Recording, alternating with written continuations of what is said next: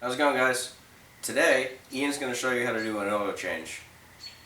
On this, we're going to use a 2010 Honda Civic. We're going to start the video with the car's already up on jack stands. If you have any questions, refer to our other videos on how to jack up a car with the jack stands.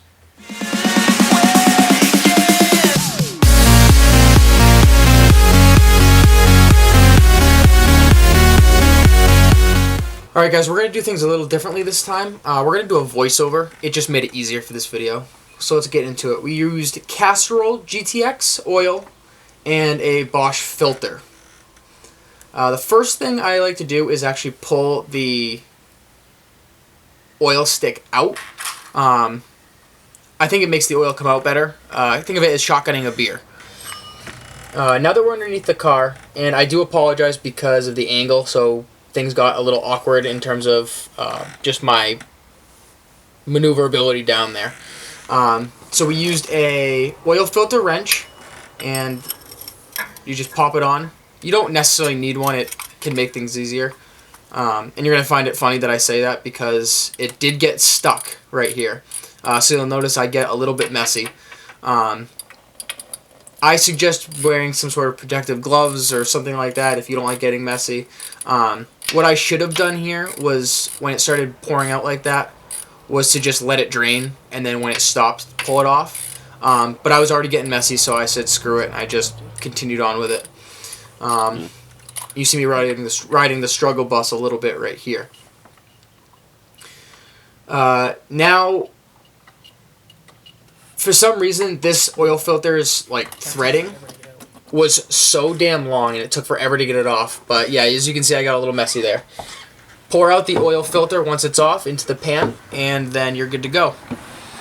The next step is to let the oil out. There's actually a little marker there, as you can see I pointed out, to the engine oil.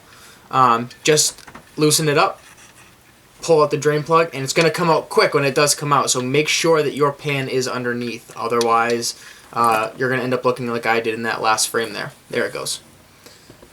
So just let that pour out into your pan, and it can take a little while, so just be patient with it. We skipped ahead a little just to make the video move along faster. Once it's all empty, you can see it just dripping there into the pan. You take your new filter, and you dip your finger into the old oil and just run it along the rim of the filter, the inside of the filter there. You don't have to do this. We just recommend it. It just helps it seal back on to the car better. And it just makes the filter just seal. That went on a lot easier than it came off. Once it's on tight, and when I say tight, you don't need a friggin' torque wrench to put these things on. You want to be able to just do it with, hand tightening it. Or you can use the filter wrench too. Then you just pop the drain plug back in. As you can see, like I said before, getting two people under the car and a camera made it a little bit difficult to maneuver under there, but once I got it on, you just get it on there nice and tight.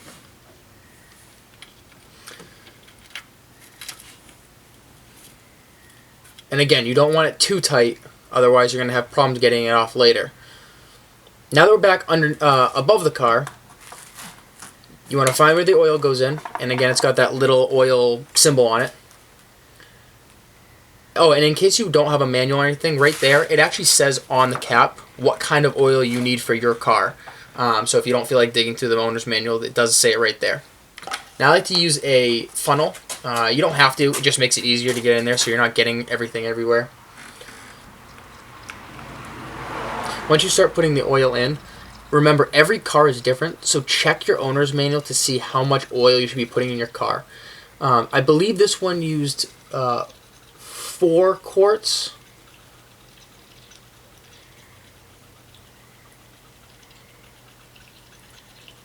And on the end of the, on this bottle at least, on the back of the handle, there is a little meter that shows you how much you've used out of the bottle, so you're not kind of guessing.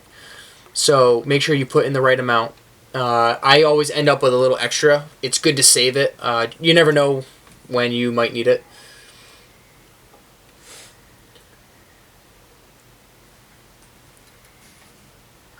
Once it's full, you just double check to make sure you put enough in, and you pop your cap back on.